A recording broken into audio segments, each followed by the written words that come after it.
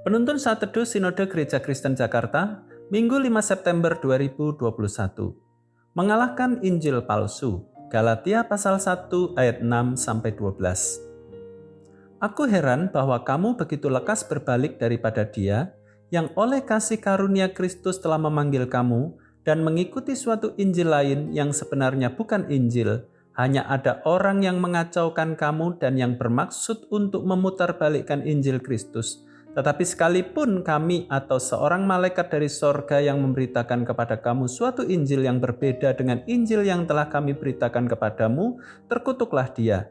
Seperti yang telah kami katakan dahulu, sekarang kukatakan sekali lagi, jikalau ada orang yang memberitakan kepadamu suatu Injil yang berbeda dengan apa yang telah kamu terima, terkutuklah dia. Jadi, bagaimana sekarang? Adakah ku cari kesukaan manusia atau kesukaan Allah? Adakah ku coba berkenan kepada manusia? Sekiranya aku masih mau mencoba berkenan kepada manusia, maka aku bukanlah hamba Kristus. Sebab aku menegaskan kepadamu, saudara-saudaraku, bahwa Injil yang kuberitakan itu bukanlah Injil manusia, karena aku bukan menerimanya dari manusia, dan bukan manusia yang mengajarkannya kepadaku, tetapi aku menerimanya oleh penyataan Yesus Kristus. Dalam sebuah percakapan dengan seorang anak muda, dia menceritakan pengalaman rohani beberapa bulan terakhir. Dia begitu antusias belajar iman Kristen lewat ceramah-ceramah, kemudian dia diajak oleh temannya mengikuti sebuah aliran. Dia ikut dan sangat aktif di dalamnya, sampai dia juga terlibat dalam kegiatan menyiarkan ajaran tersebut. Namun dia tidak menyadari bahwa dirinya sudah terjebak dengan sebuah ajaran yang menolak keberadaan Allah Tritunggal dan keselamatan di dalam Yesus Kristus. Dia dahulu berpendapat bahwa tidak mungkin ada seorang yang berbicara di depan mimbar akan menyampaikan pesan yang tidak sesuai firman Tuhan. Ditambah lagi, pendeta di tempat itu berkata, jemaat dilarang untuk kritik pembicara, percaya saja. Bersyukur setelah itu ada komunitas gereja yang mengingatkan dia akan bahayanya ajaran sesat dan perlunya sikap kritis terhadap pengajaran yang diterimanya. Dia sadar dan memutuskan untuk keluar dari aliran itu. Dia kembali ibadah ke gereja dengan cara pandang yang baru.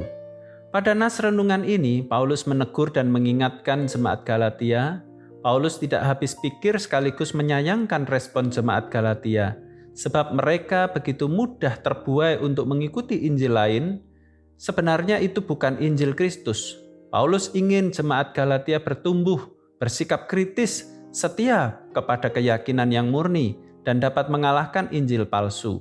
Sekalipun berita itu datang dari malaikat, Injil sejati tidak bersumber dari berita yang bertujuan menyenangkan manusia. Paulus dengan tegas mengutuk semua bentuk Injil palsu dan kepada siapapun yang melakukannya. Karena itu, setiap murid Kristus harus senantiasa memiliki gairah seperti Paulus dalam menghidupi kemurnian Injil Yesus Kristus. Semua bentuk pengajaran palsu datang dari dua sumber. Pertama, bersumber dari motivasi tertentu, keinginan untuk kepuasan diri, keinginan untuk memuaskan harapan zaman, keinginan untuk melawan Allah dan kebenaran firman-Nya, keinginan untuk berada di luar Kristus. Kedua, ketiadaan hasrat untuk mengenal firman Tuhan dengan lengkap. Tidak ada hasrat untuk sepenuhnya mencintai dan menaati firman Tuhan. Jadi, jangan mudah terpukau dengan kemampuan retorika dan berita yang terdengar sangat cocok dengan keinginan Anda. Semuanya itu perlu diuji dan dikoreksi sesuai dengan pengajaran Alkitab. Renungan bagi kita adalah apakah kita memiliki kerinduan untuk mendalami Injilnya, serta tunduk kepada Injilnya, atau Anda begitu mudah untuk mengundang pengajar yang menyenangkan telinga Anda dan cocok dengan keinginan Anda? Menjadi murid Kristus harus sungguh-sungguh mengenal Injil kebenarannya, serta waspada dengan berbagai pengajaran sesat. Tuhan Yesus memberkati.